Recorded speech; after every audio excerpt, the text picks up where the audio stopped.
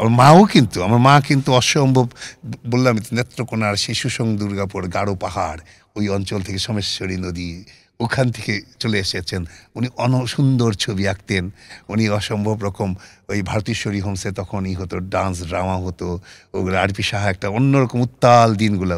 ওখানে কিন্তু আমার মা মানে আমার মার সঙ্গে এখনও মনে আছে, ব্রহ্মপুত্র, আমার বাবা চাকরি করতেন তখন গফরগাঁও, মাঝখানে আমাদের কয়টা দিন আমরা গফরগাঁও ছিলাম ছোটবেলায়।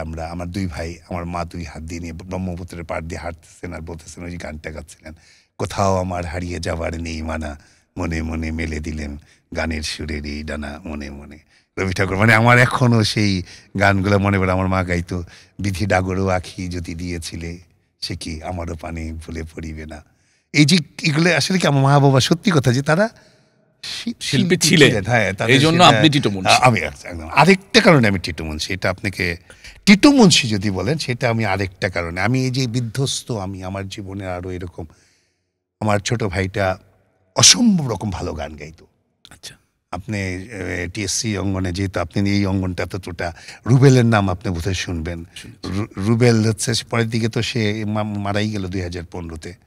রুবেল ছিল আমার কত হাজার গুণ আমার চেয়ে বেশি ক্রিয়েটিভ ছিল, এবং রুবেলের কোনো ক্যাসেট নাই, কিন্তু রুবেল এখনো সমস্ত শিল্পীদের মনে মনে নাম গেঁথে আছে, রুবেলের নাম।